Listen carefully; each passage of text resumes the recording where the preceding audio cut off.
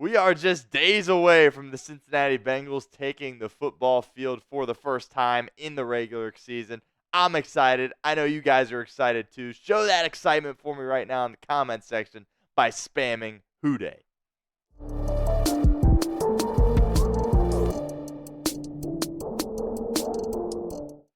Happy Labor Day, Bengals fans. Stone Shields checking in once again with another edition of Bengals Breakdown. Thank you so much for joining us here on a Monday. Today's video, we're going to be looking at the starting lineup projection for the Cincinnati Bengals for their Week 1 opener against the New England Patriots. We're going to go position by position and break them all down for you guys. That's going to be the focus of our show here today.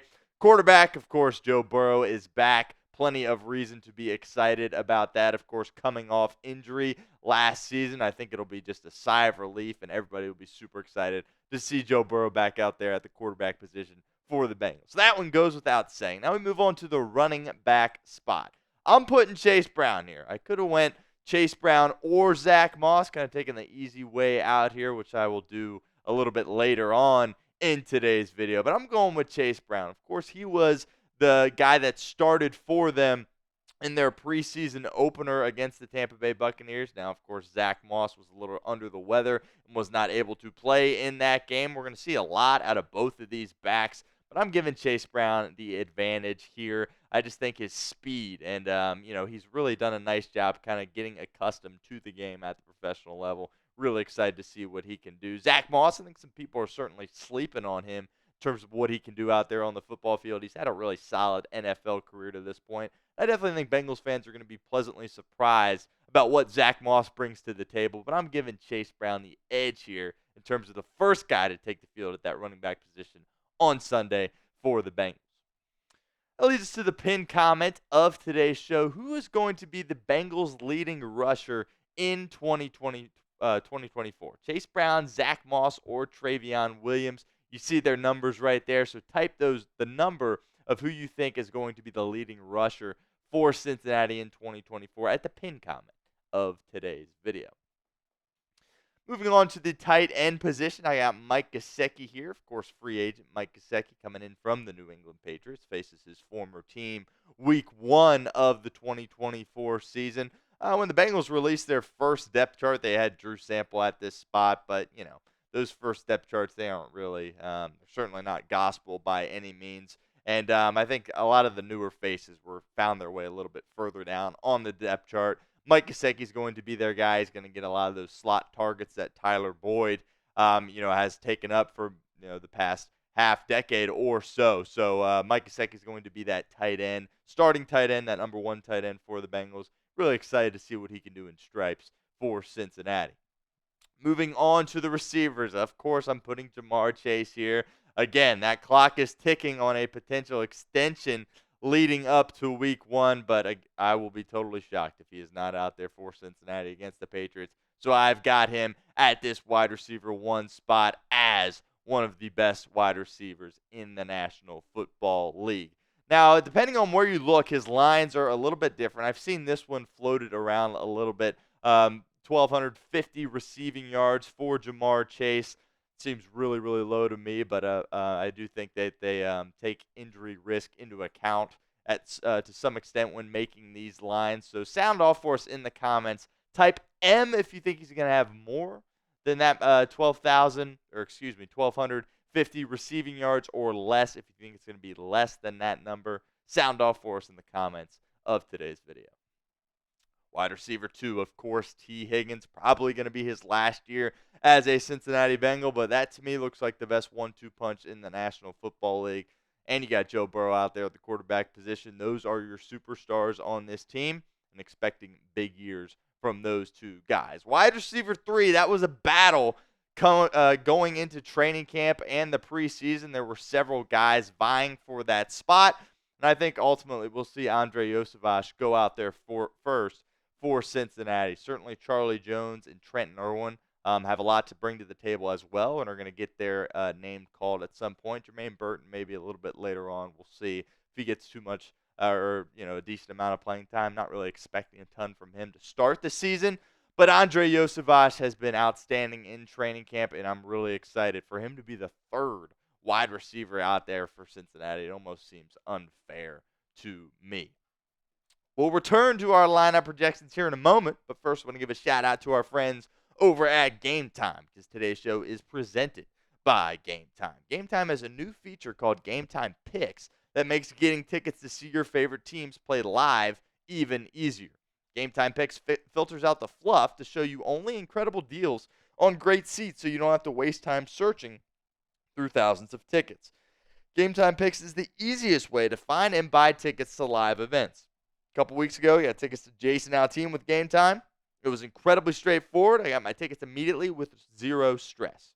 You can also get ready for football season and get tickets to watch the Cincinnati Bengals at Paycor Stadium. Again, Sunday at 1 o'clock. Those tickets are still available. My two favorite features on GameTime. First, the all-in pricing. Toggling this feature shows the total upfront with no surprise fees at checkout. Also love the seat views. You get a panoramic view from your seat in the app before you buy. So take the guesswork out of buying tickets with GameTime. Download the GameTime app, create an account, use code ChatSports for $20 off your first purchase. Terms apply. Again, create an account and redeem code CHATSPORTS for $20 off. Download GameTime today. What time is it? Game time. All right, let's move forward here with the offensive line. Orlando Brown Jr., of course, looking for kind of a bounce back year. I don't want to say he was terrible last year in 2023, but he certainly didn't resemble the player that he had been in years prior in terms of his stints with the Chiefs and the Ravens. Bengals hope he can get back to that form in 2024, but there's your starting left tackle, Orlando Brown Jr. Left guard, Cordell Volson is going to be manning down this spot once again. Cordell Volson's a guy that got beat up a lot in the media. I felt like he was kind of unfairly criticized. I understand the numbers aren't great, but I think he took a little bit too much of that burden in terms of how the offensive line underachieved in recent years. I think Cordell Volson's going to have a really big campaign in 2024. Really excited to see what he can do.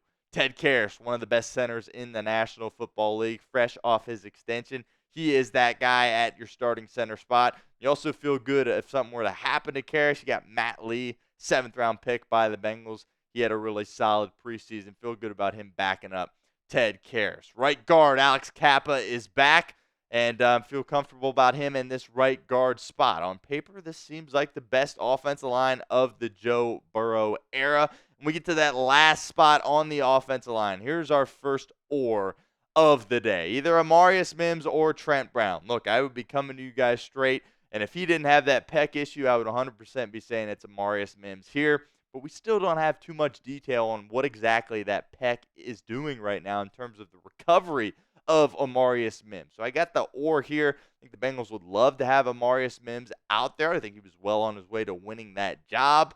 But with the injury concern, where things are at, we don't really know exactly. So we'll say it's either going to be him or Trent Brown.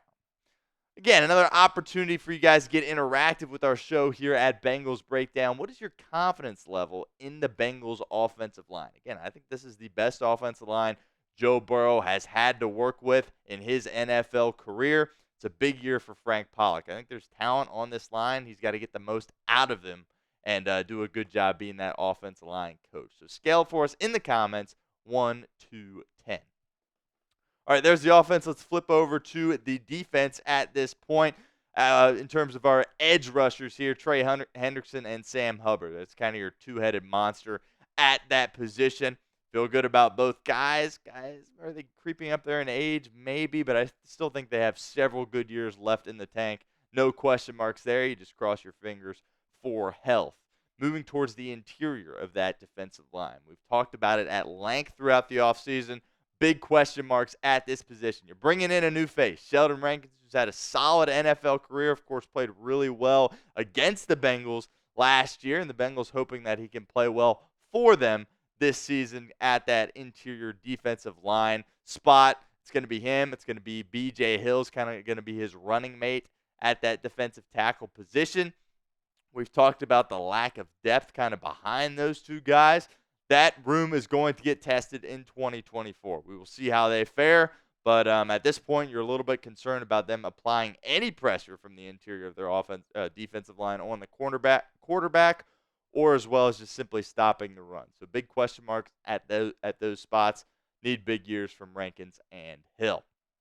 Moving over to linebacker, Logan Wilson is your main guy. Feel really good about what he's going to be able to do in 2024. One of my favorite Cincinnati Bengals, if not my favorite. I think he has a big year for Cincinnati this coming season.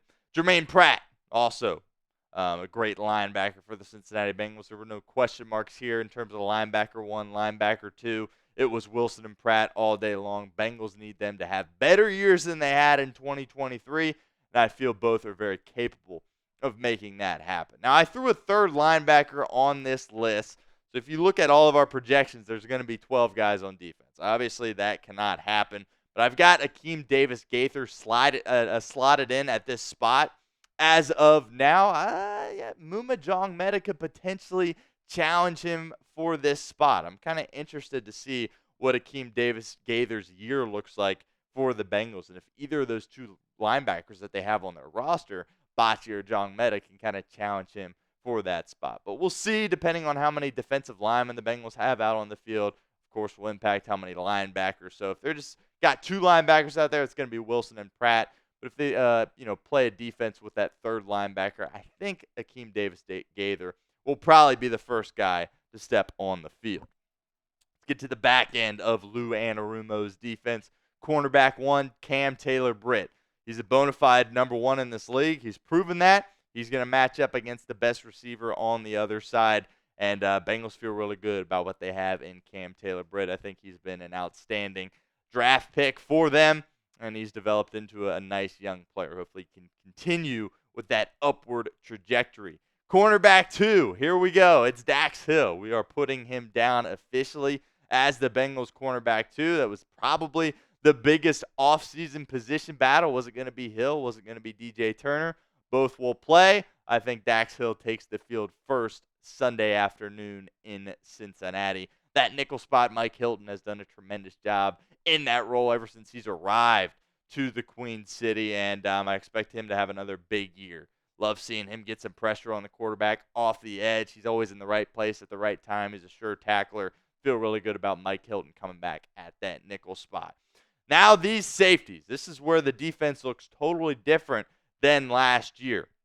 I think, the safety play last year in large part contributed to the Bengals' failures on the defensive side of the football. But you're bringing back Von Bell after a one-year hiatus in Carolina. Super excited about that. Von Bell, when he was here, was one of my favorite Bengals. Tough, physical guy. He ain't afraid to hit nobody, I tell you that much. And I think he's going to have a big year for Cincinnati. And it'll be a calming presence to see him back out there, calling shots on the back end of Lou Anarumo's defense. And Geno Stone. I think Bengals fans need to get really excited about Geno Stone. I understand the awkwardness, right? He was a Baltimore Raven. He had success against the Bengals. But now he's in stripes. So I think the Bengals fans are really going to fall in love with Geno Stone as a player. He's a gritty guy. He was a 7th-round pick. He's really just fought his way to where he's at right now, and he plays with that chip on his shoulder. And I think the Bengals have a really, really good free safety in Geno Stone. Different player than Jesse Bates a couple of years ago. Doesn't have quite the speed Bates does, but I think those two on the back end are really going to help improve the Bengals defense this season. Another opportunity for you guys to get interactive with our show here at Bengals Breakdown. Which side of the ball is better for Cincinnati? Let me know in the comments. Type O for offense or D for defense. All right, before we get out of here, let's get to the specialists here. Evan McPherson, fresh off his extension. There was no question marks there. There isn't another kicker on the Bengals roster or practice squad. He is the guy. Just keep your fingers crossed that he's able to stay healthy throughout the entirety of the season. There was a punter battle, as we've talked about plenty of times here on the show, between Ryan Rico and Brad Robbins. Brad Robbins had the hip flexor issue. Rico wins the job by default. Brad Robbins, of course, starting the season on the short-term IR for Cincinnati. So Rico's going to have 4 games to go out there and prove that he can be the punter for this football team. So that's a position to really keep an eye on, is that punter spot. Ryan Rico wins that job for now. And, of course, Cal Adamitis is back as the Bengals long snapper. He's done a great job ever since he has been here. Expect him to have another good year in 2024. Now, from the returner perspective, I think Charlie Jones definitely going to be your punt returner for Cincinnati. That last preseason game, he was back out there. He was returning kicks as well, but I think just seeing that speed, it looks like that knee is good to go for week 1. He's my starting punt returner here. And then from a kick return perspective, Trayveon Williams or Chase Brown, I think, are kind of the two guys that you would think there, but could it potentially be Charlie Jones as well taking over that spot as the kick returner in addition to being the punt returner? That is another option as well. So there's definitely some flexibility at that kick return spot. Don't want to count out Trent Irwin either. I think he's the guy that the Bengals might look to in that returner spot. A lot of question marks there because I think a lot of people around the team expected Chris Evans to be one of their main kick returners, and of course he suffered a season-ending injury, so it is not going to be him. But there you have it. Those are your starting lineup projections for the Bengals headed into Week 1 against the Patriots.